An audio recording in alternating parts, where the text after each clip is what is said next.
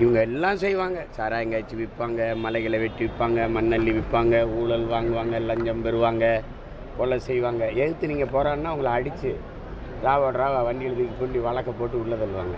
இப்போ யார் ஆட்சி செய்கிறா? அப்புறம் கடந்த கூட்டத்தில் வந்து தாவேக்கா பற்றி நீங்கள் பேசியிருந்தீங்க. இன்னைக்கு மாநாட்டில் வந்து காலையிலே வந்து சீமான் ஒழிகன்னு சொல்லி அவங்க எல்லாம் கோஷம் போகிறாங்க. மகிழ்ச்சி எடுத்துக்கிறீங்க. வேறு தாவேக்கா விஜய் மாநாடு நடந்துட்டு காலையிலே தொண்டர்கள் எந்த அளவுக்கு அது வெற்றி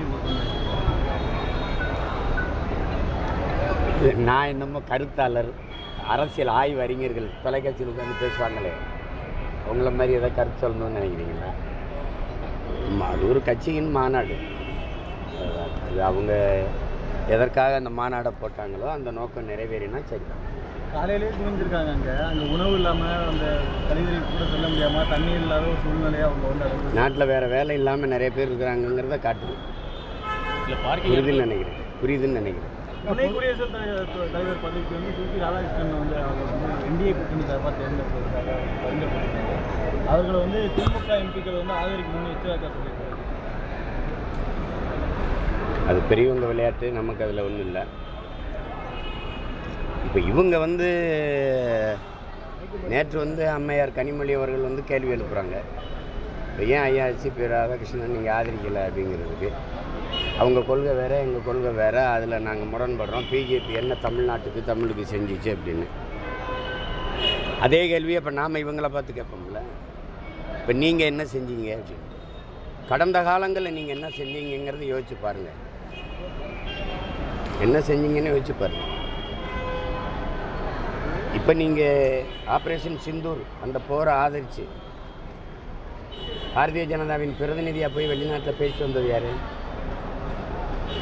அப்போ அவங்க கொள்கை ஏற்புடையாக இருந்தது.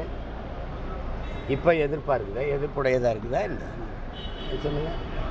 தமிழுக்கும் தமிழருக்கும் தான் திராவிட முன்னேற்ற கழகம் என்ன செஞ்சிருச்சு? சென்னை தலைநகரில் அவங்க பார்த்துருக்காங்களா? கடற்கரையில் நம்ம சென்னைன்னு எழுதி வைக்கப்பட்டிருக்கு. நம்ம தமிழ் இருக்குது. சென்னை எதில் இருக்குது? சங்கமச்சு தமிழ் வளர்த்த மதுரையில் நம்ம மதுரைன்னு எழுதி வைக்கப்பட்டிருக்கு. நம்ம தமிழில் இருக்குது. கீழே மதுரை என்ன எழுத்தில் எழுதிருக்கு? இதுதான் நீங்கள் தமிழ் வளர்த்தது. உங்கள் ஆட்சியின் முறை என்ன? திராவிட மாடல் ஆட்சி. திராவிட என்ன மொழி சொல்?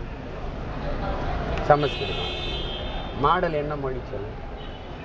ஆங்கிலம். நீங்கள் தமிழ் எப்படி வளர்க்குறீங்க? பாராளுமன்றத்தில் இருக்கிறீங்கல்ல, நீங்கள் பாராளுமன்ற கட்டடத்து வாசலில் ஹிந்தி, இங்கிலீஷ், சமஸ்கிருதத்தில் இருக்குது. ஏன் தமிழில் கல்வெட்டு இல்லைன்னு ஏன் நீங்கள் குரல் எழுப்பலை? நீங்கள் தினம் சந்திக்கிறீங்க, கொஞ்சம் குழாவுறீங்க, போகிறீங்க, அவங்க சொல்கிறதெல்லாம் நேரம் கேட்கும் போதெல்லாம் கொடுக்குறாரு, சந்திக்கிறீங்க, இதெல்லாம் பேசலை.